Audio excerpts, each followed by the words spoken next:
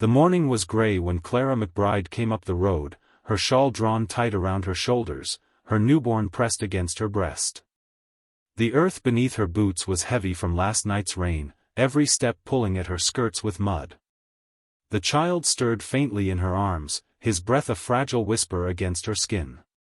She had walked since dawn, her eyes fixed on the low hill where the McBride homestead stood. Though her body ached, her mind clung to hope as stubbornly as the last snow on the mountain peaks. This was her husband's bloodland, the soil where his people had been born and buried. Surely here, if anywhere, she and the child would find welcome. The house came into view, a square of rough-hewn timbers, the roof patched with tin, a curl of smoke from the chimney. It was not beauty she sought but belonging. She adjusted the shawl over the child's head, whispering to him though he slept. "There, love. We're home." The word home felt uncertain on her tongue, but she forced it forward, as if saying it might make it so. She mounted the steps and knocked, the sound hollow against the door. The minutes stretched, each one colder than the wind. At last the door opened. Her husband's brother, Samuel McBride, filled the doorway. He was broader than the man Clara had married, his jaw set with a hardness that had nothing of welcome in it. Behind him, a woman's figure shifted in the gloom, the sister-in-law, Margaret, with flour on her hands and suspicion in her eyes. "Samuel," Clara said softly. "It's me. Clara." She moved the shawl back just enough to reveal the baby's pale face. "This is your brother's son." Samuel's gaze flicked down, and the corner of his mouth tightened. "So it's true." Clara's heart gave a hopeful leap. "Then you know, we've come for family. For shelter. I've nowhere else." But the hope faltered as Samuel's voice came back flat. "We've mouths enough. Times are lean." Margaret stepped forward, her voice sharper. "You should have thought on that before. Running off with him, weren't you? Now you come back with a babe, expecting us to keep you." The words cut, though Clara held her ground. "I was his wife. Till death." Till death," Samuel said, and his eyes lingered not on Clara but on the child, who stirred and whimpered. "And what's this one worth? Weak as a kitten. He'll not last the winter." Clara's arms tightened around her son, her body instinctively curving to shield him. "He's strong," she whispered. "He'll grow. He needs kin." But Margaret had already turned back into the house, muttering something Clara could not catch. Samuel shifted, as though the sight of her on the step troubled him. Then, from his pocket, he drew out a small handful of coins. He pressed them into her hand without warmth. "There. That's more than you'll get from the townfolk. Take it, and move along." Her throat closed. "You would cast out your brother's wife? His child?" Samuel's face did not change. "He's dead. And what's left is not my burden." The door shut. The bolt slid home. For a long moment Clara stood on the porch, the coins burning in her palm. The wind tugged at her shawl, the baby stirred again, and still she did not move. Her heart beat with a hollow sound, like the last echo of something broken. Finally her body carried her down the steps. She did not look back. The road back to town seemed longer than the one that had brought her. Her legs trembled, but she walked, because stopping was not a choice. The child whimpered against her chest, a small, hungry sound. She kissed the top of his downy head, tasting the salt of her own tears. By the time she reached the edge of town, dusk had fallen. The lamps and windows were lit, but Clara knew those doors were not for her. She passed the saloon with its clamor of voices, the general store shuttered for the night, the church with its bell tower stark against the darkening sky. No place called her in. At the far edge of town stood an old shed, half-collapsed from years of neglect. Its boards gaped and rattled in the wind, but its roof still held. Clara pushed the door open with her hip and stepped inside. The smell of old hay and dust filled her nose, but it was shelter. She laid her shawl on a mound of straw, then sat, rocking the baby in her arms. The coins lay forgotten in her pocket. Outside, the night wind rose, whistling through the cracks. The boards groaned as though the world itself were weary. Clara held her child close, her body curved around him like a shield. "You're not weak," she whispered into his soft hair. "You're mine. That's enough." The baby's breath came shallow but steady. She counted each rise of his tiny chest as though it were a prayer.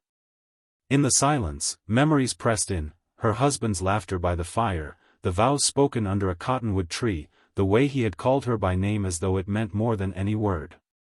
Now he was gone, and his people had shut their door. Clara rocked slowly, the boards creaking beneath her. She thought of her wedding dress, folded in a chest she might never open again. She thought of the land stretching endless beyond the town, unforgiving and wide. And she thought of the hollow place inside her, where belonging had been stripped away. The night deepened. The baby slept. Clara did not.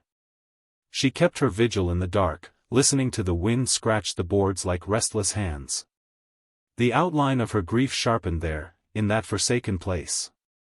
It was not just her husband she had lost. It was the very idea of family, of hearth and shelter. The world had spoken its verdict, she was alone. And in the marrow of her bones, Clara understood, abandonment was now her inheritance. The days lengthened, one into another, until Clara no longer counted them. The shed on the edge of town gave her shelter for only a short while, too drafty, too cold for the child.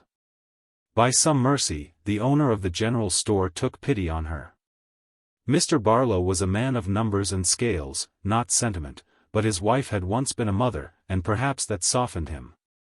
He offered Clara the loft above the store, one small room with a slanted ceiling, no stove but a narrow window where light fell in at afternoon. In return she was to sew and mend for townsfolk who brought their worn shirts, ripped trousers, and children's dresses in baskets. Clara accepted without hesitation. Pride was a luxury she could not afford. The loft smelled of flour and dry beans, the scent rising from the store below. Her boy slept in a wooden crate lined with scraps of cloth she stitched together, his breaths light and uncertain, as though he had not yet chosen whether to cling to life. Clara rocked him in her arms each night, whispering promises she was not sure she believed herself. Her fingers soon grew raw from needle and thread. By day she sat by the window, bent over the garments of strangers. Each stitch she drove into the cloth carried the weight of both survival and humiliation. She was not sewing for her own home, not tending her own hearth. She was merely keeping herself and her child fed by mending the lives of others. Below, she heard the murmur of gossip drifting upward with the scent of coffee grounds. Women whispered as they shopped for flour and lard.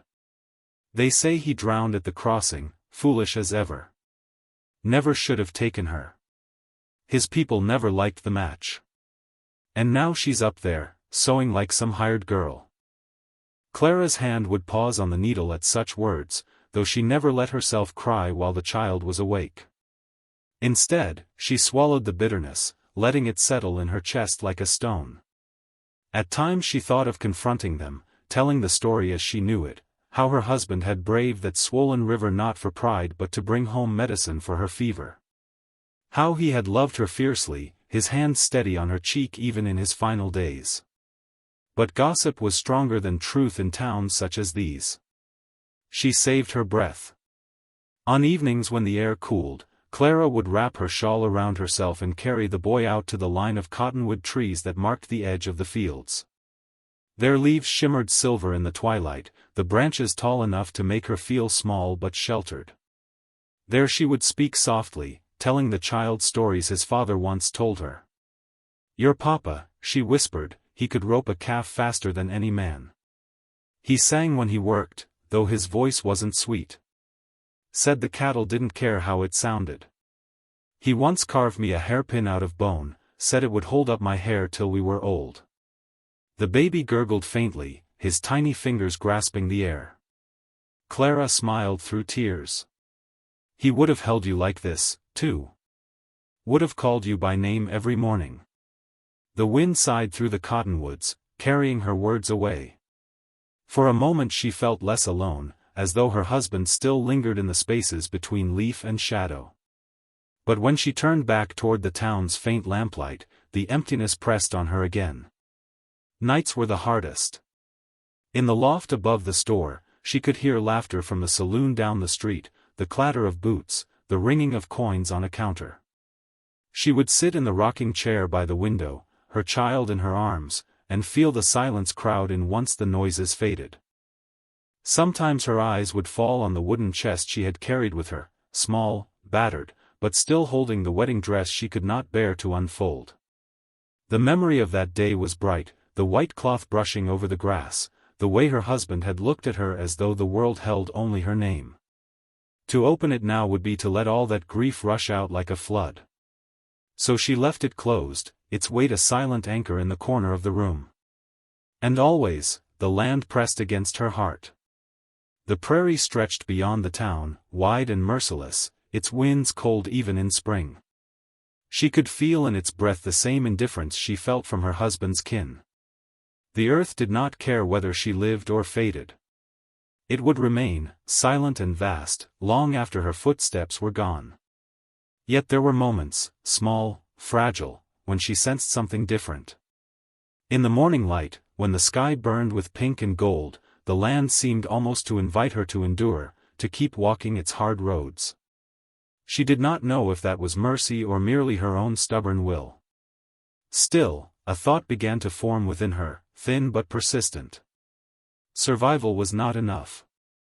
She could mend clothes until her fingers bled, but if she carried herself only as a beggar for pity, then the gossip and the cruelty of her husband's family would prove true. She needed more, not comfort, not even love, but dignity. Something that belonged only to her and her son. As she rocked him to sleep one night, the moonlight falling across his small face, Clara whispered a vow not to him but to herself. "I will not let the world throw us away." The words felt strange, almost dangerous in the silence of the loft. But once spoken, they rooted in her heart.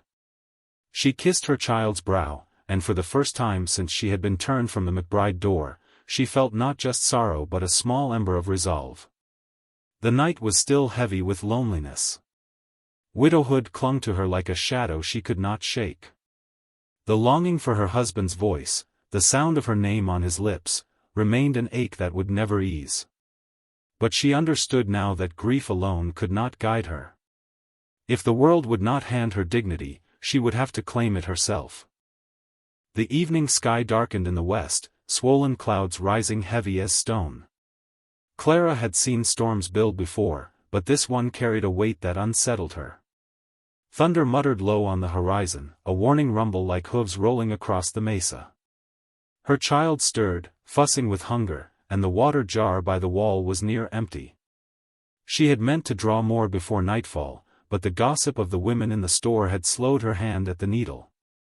Now, with the storm approaching, she hesitated. Still, a thirsty child could not wait. Clara pulled her shawl tighter and stepped out into the gathering wind, the jar balanced against her hip. The street lay quiet, doors bolted, windows shuttered. She walked past the last lamps of town and toward the well that stood near the cottonwoods. By the time she reached it, the storm had broken. Lightning cracked across the mesa, its light searing the world white for a heartbeat before plunging it back into shadow. Rain came down in slashing sheets, soaking through her shawl, plastering her hair to her brow. She held her boy close, his small cry nearly lost in the roar of wind. The jar slipped from her grip and shattered at her feet. She cried out softly, crouching to shield her child as the rain whipped around her. She could not turn back, the storm had swallowed the road. The baby wailed, frightened and cold. Clara pressed her lips to his damp cheek, whispering, "Hush, my love, hush," though her own fear pressed against her ribs. Through the torrent a figure emerged. At first she thought it a trick of lightning, a shadow cast by the cottonwoods. But then he drew nearer, tall and broad, his oilskin duster shining with rain. His hat brim shed water, his boots struck the mud with slow certainty. Jonas Hale. She knew his name, though he had spoken perhaps 10 words in all the time she'd glimpsed him in town. The rancher with the scar down his left cheek, the man who kept to himself, who bought supplies and rode back into the hills without lingering. He stopped before her, rain streaming down his face. For a moment he said nothing, and Clara felt her breath catch. His eyes, pale, unreadable, moved from her to the child in her arms. Then, with a motion unexpectedly gentle, he reached out. Clara stiffened, but his hands did not take her from her child. Instead he lifted the boy carefully, sliding him beneath the shelter of his duster, against his own chest. The child's cries quieted at once, muffled by the warmth. Jonas bent slightly, his voice rough but steady. "Come." He turned, and without waiting for reply, began walking through the rain. Clara hesitated only a heartbeat before following. She had little choice, the storm was too fierce, and the man's stride too sure. They walked a long stretch through mud and darkness, the wind tugging at her skirts. Lightning showed the land in flashes, twisted fence posts, a scatter of cattle driven low against the earth, the open wild stretching black beyond sight. At last a glow appeared ahead, a single lamp in a window. Jonas led her to a squat house of stone and timber, its walls weather-beaten but strong. He pushed the door open and ushered her inside. The warmth struck her at once. A fire burned in the hearth, its light flickering across the plain boards of the room. Jonas set the baby down gently in Clara's arms again, his duster dripping onto the floor. Without a word, he crossed to the stove, lifted the kettle, and poured steaming water into a tin mug. "Coffee," he said simply, handing it to her. Clara took it, the heat seeping into her cold fingers. She sipped, bitter and strong, and felt life creep back into her chest. The baby stirred, then settled, lulled by the fire's warmth. She glanced around the room. It was sparse, a rough-hewn table, 2 chairs, a rifle hung neatly above the door, a few tools leaned against the wall. No clutter, no softness. The scar across Jonas's cheek caught the firelight as he stoked the logs, his movements measured, precise. He did not question her. Did not ask why she was out in the storm, nor why she carried a child alone. He only saw to the fire, to the kettle, to the roof that rattled beneath the rain. His silence was not like the silence of the townsfolk, heavy with judgment. It was a silence that left her breathing room, that gave space for her to exist without shame. Clara sat near the fire, rocking her son. The rain hammered on the roof, the wind howled at the shutters, but within the 4 walls of Jonas Hale's house there was steadiness. When at last he spoke, it was only to say, "You'll stay till it passes." Clara nodded. She could not have braved the storm again if she wished.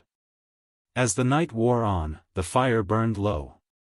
Clara dozed in the rocking chair, waking now and then to the baby's soft whimper.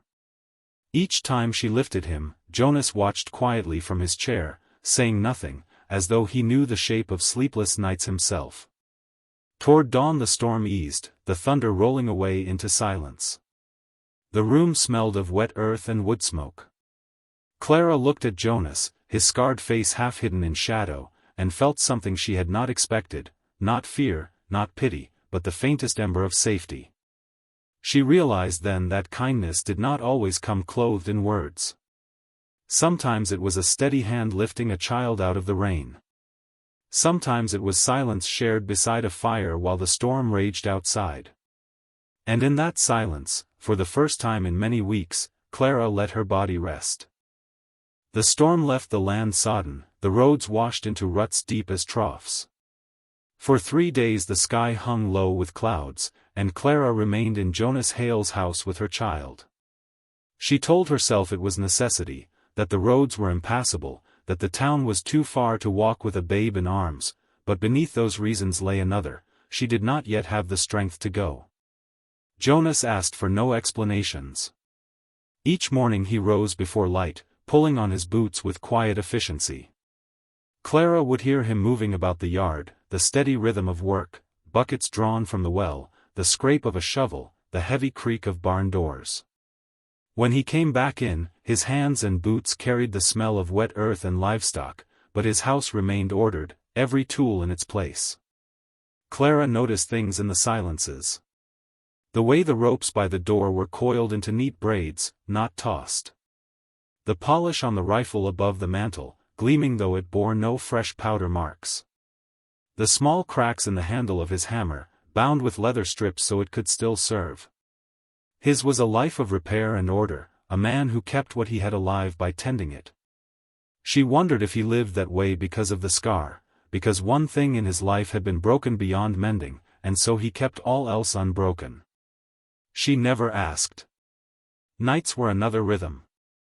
Clara sat in the rocking chair with her child, her lullabies hushed and strained with fatigue. The chair creaked softly in time with the baby's breathing, a sound Jonas heard as he sat at the table mending tack or oiling the hinges of the lantern. He did not speak of it, but sometimes his eyes lingered, and she felt the weight of them, steady, not prying, but noticing. On the second day, a neighbor rode by. Clara had been hanging the baby's blanket to dry on the fence rail when she heard the clop of hooves. A man with a hard face and a hat pulled low slowed his horse at the sight of her. He glanced from Clara to the child, then to the house. "Well, Hale," he called, his voice carrying with the wind, "looks like you've taken in another mouth. Didn't think you for a charity man." Clara froze, the blood rushing to her cheeks. Jonas stepped from the barn, his shoulders filling the doorway. His voice was even. "Storm's been hard on all." The neighbor spat in the mud. "Storm passes.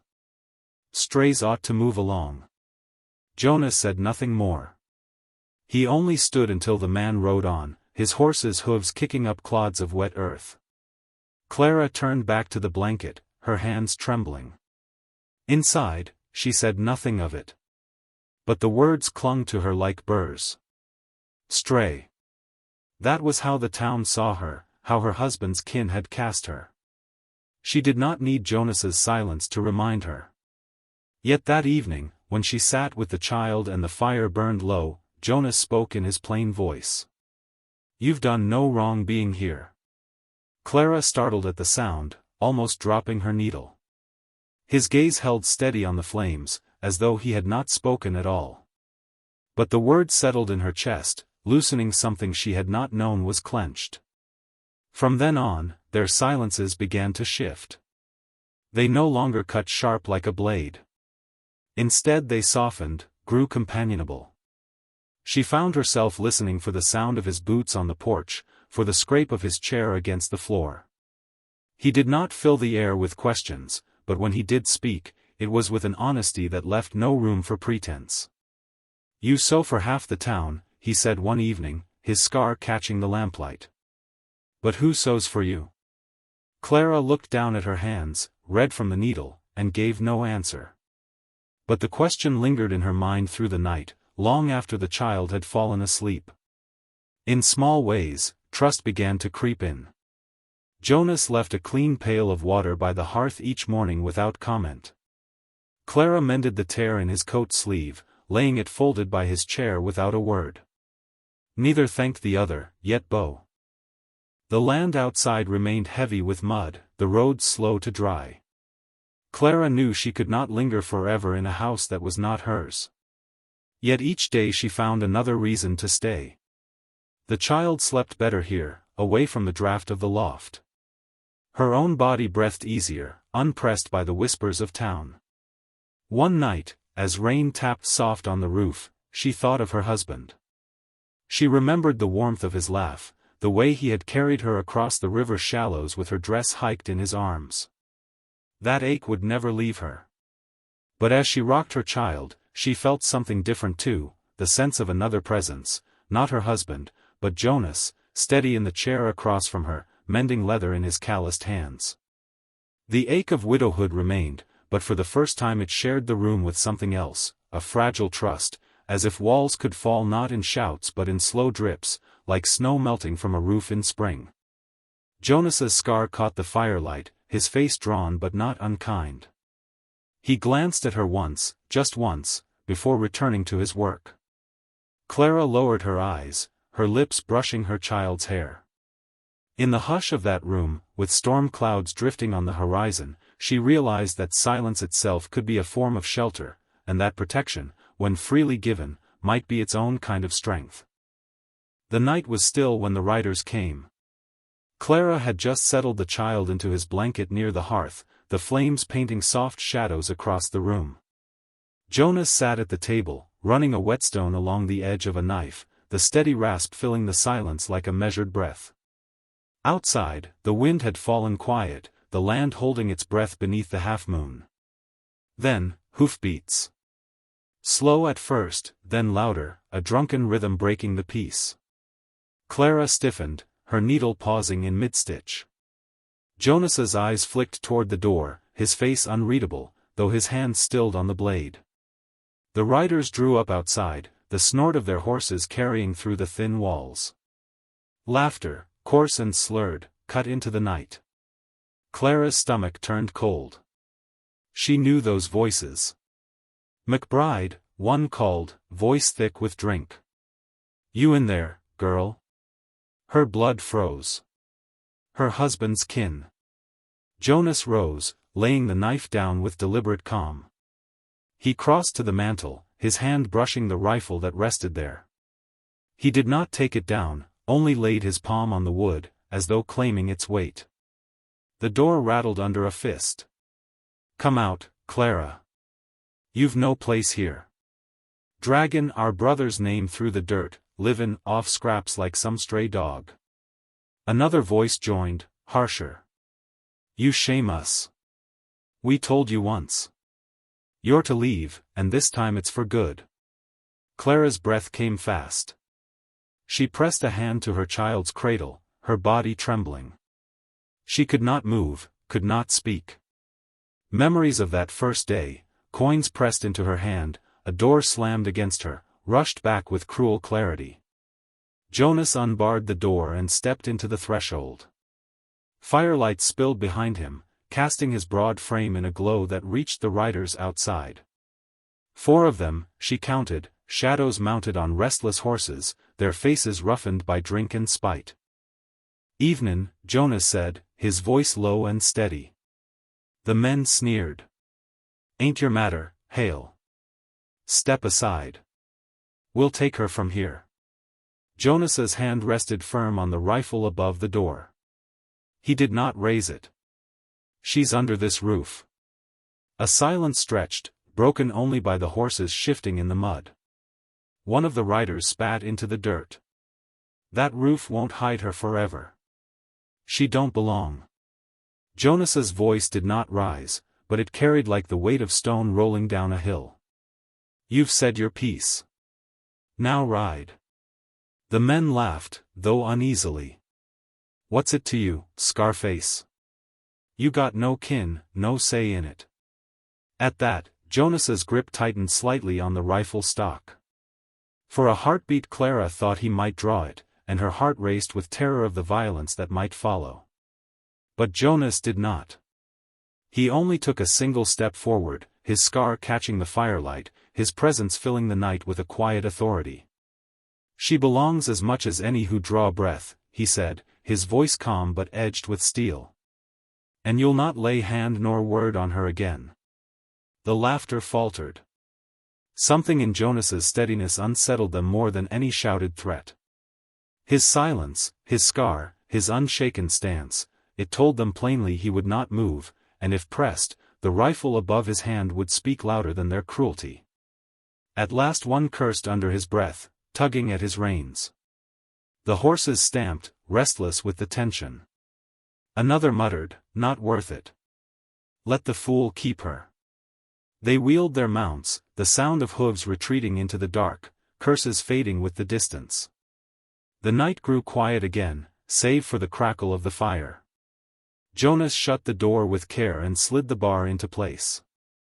He did not turn at once, only stood with his hand resting on the wood, his shoulders heavy in the lamplight. Clara's knees gave way, and she sank into the rocking chair, clutching her shawl to her chest. Her whole body trembled, her breath uneven. She had faced their hatred before, but never like this, with danger so near and her child so small. When Jonas turned, his eyes met hers. In them she saw no triumph, no need for thanks, only a vow, unspoken but steady, that he had chosen to stand between her and the world, and would do so again.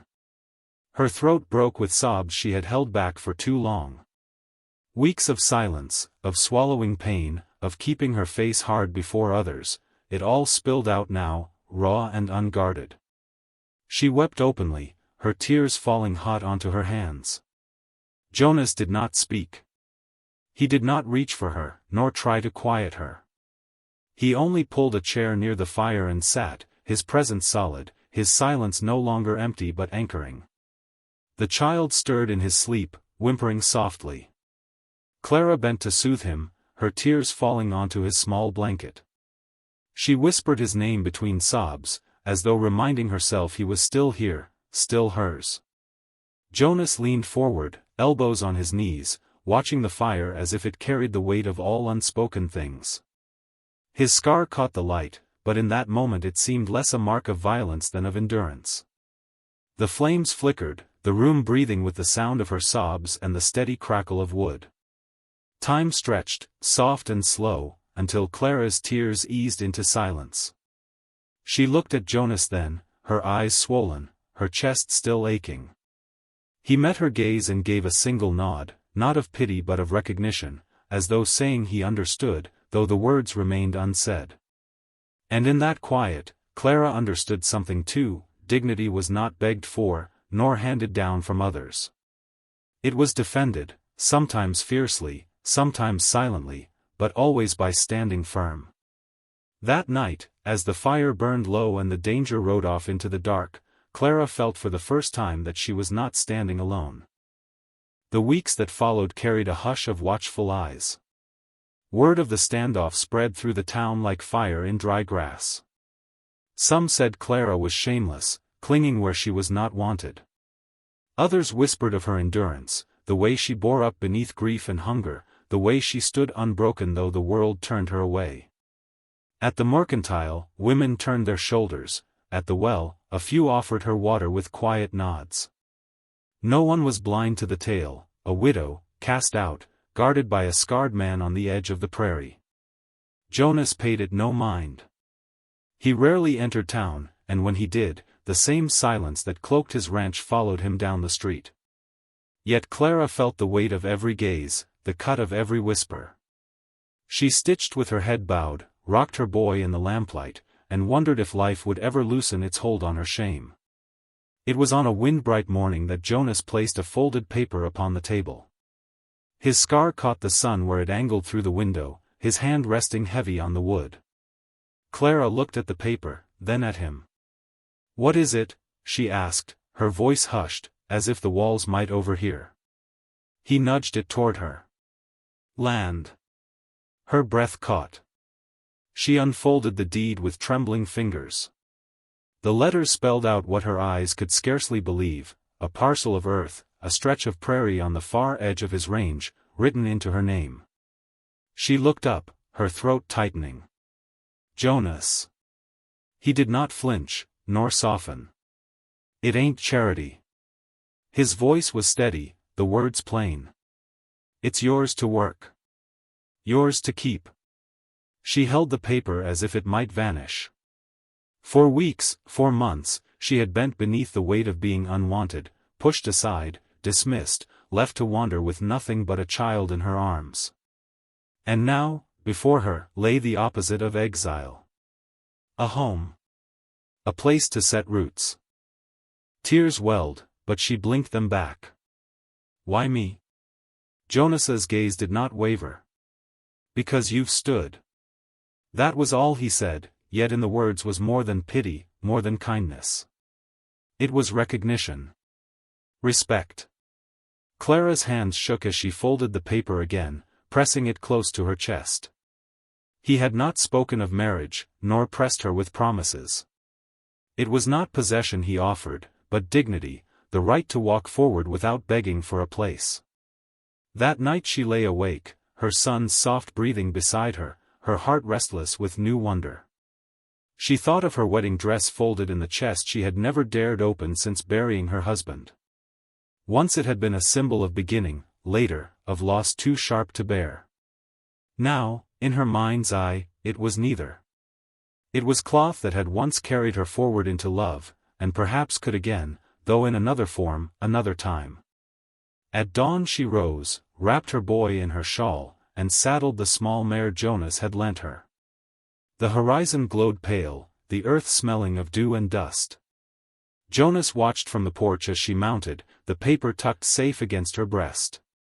He did not follow, nor call after her, only lifted a hand in quiet blessing as she rode into the rising light. The land lay to the east, past rolling grass and the bones of old cottonwoods. As Clara rode, the wind pressed against her face, cool and sharp, smelling of sage. The mare's hooves struck the earth with a rhythm that matched the beating of her heart. Her child stirred beneath the shawl, eyes blinking open at the sweep of sky. And then she saw it. A stretch of prairie, wide and unbroken, where the grass bent in silver waves beneath the morning sun. No fence marked its edge, no house claimed its center.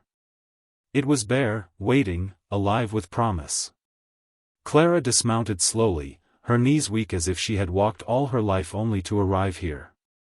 She stood with the wind tugging at her shawl, her boy warm against her breast, the horizon spilling endless before her. For the first time since widowhood, her steps felt like her own. She walked a little way into the grass, her fingers brushing the stalks. She thought of the shed where she had once rocked her newborn through the night, the chill of rejection heavy on her shoulders. She thought of the whispers in town, the sharp words of her husband's kin.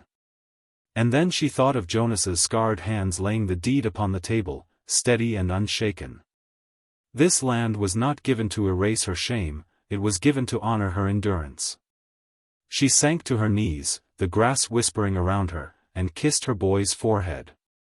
Tears slipped down her cheeks, but they were not bitter ones. They tasted of relief, of rebirth, of a heart unburdened. The child gurgled, reaching for her braid. She smiled through the tears, pulling his hand gently against her cheek. Above them the sky stretched vast, the sun rising strong, as though blessing the ground anew. When at last she rose, she felt different, lighter, steadier. The past still lived in her veins, but it no longer chained her. She had not been cast out of life, she had been given a second chance at it. Turning back toward the west, she saw Jonas in her mind, silent, steady, scarred but unbroken. She did not yet know what shape their bond would take. Perhaps it would remain a shared silence, perhaps it would grow into something deeper. But she knew this, his scars had softened, not through pity but through trust, the kind only earned by standing guard for another's dignity. She mounted the mare once more, her son nestled safe. With the wind at her back and the sun ahead, she began the ride home. Not to a borrowed roof, nor to the echo of grief, but to a place where her own steps marked the earth.